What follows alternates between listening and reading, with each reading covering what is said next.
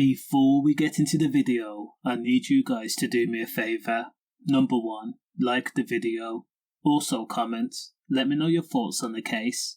Now gangster and Irish boxer Joe Egan counts the likes of Mike Tyson, Gerry Hutch and the late David Byrne, and the Kinanhans as his close friends.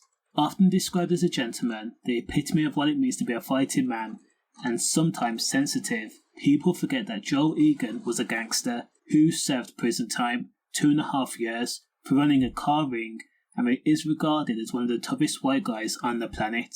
Now the Irish boxing legend is a 7-time national Irish boxing champion. After his retirement, Joe Egan decided to go into the pub trade. He first ran the Dubliner. Now once Joe learned the trade, the boxer decided to acquire the dishevelled Lyndhurst pub on the Lyndhurst estate in Erdington, that being in Birmingham. Now when Joe and his brother Tommy and his firm first opened the business, the pub could barely make £1,000 a week. It was struggling, there was no customers, and undesirables were always at the pub, taking Class A and Class B gear.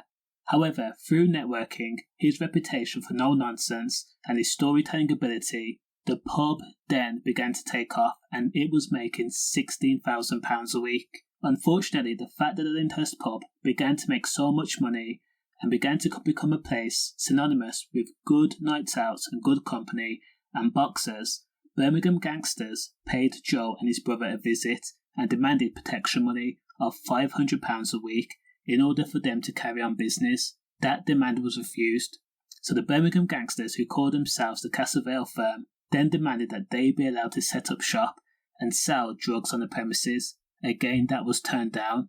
Because Joe had turned his life around, he did the right thing. He reported the Birmingham gang that included gangsters Jack Welsh, the Cadbury brothers Fatty and John, and George and Russell Broughton, and Joey Ward. They were all referred to the police, but because it was Joe's word against the gang's word, nothing was done.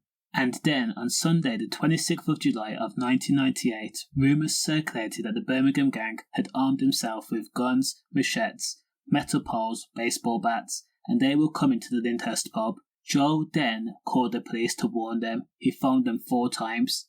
It was alleged that 37 gangsters had stormed the packed pub that included war veterans, boxers, mums and dads, and also children. Gangster Jack Welsh had taken up a sawn-off and aimed it at Joe Egan.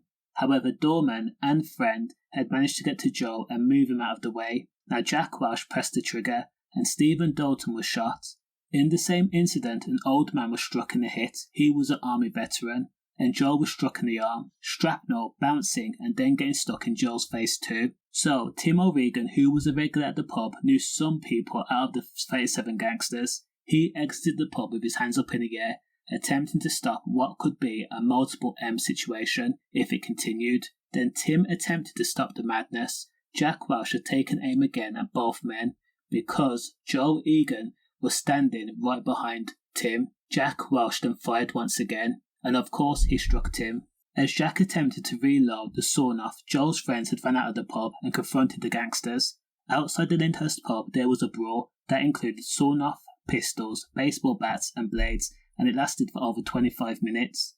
Joe Egan, Tim O'Regan, Stephen Dalton and the older man were all rushed to hospital. Joe would then be arrested for an attempted M along with Stephen Dalton, but thankfully both charges would eventually be dropped.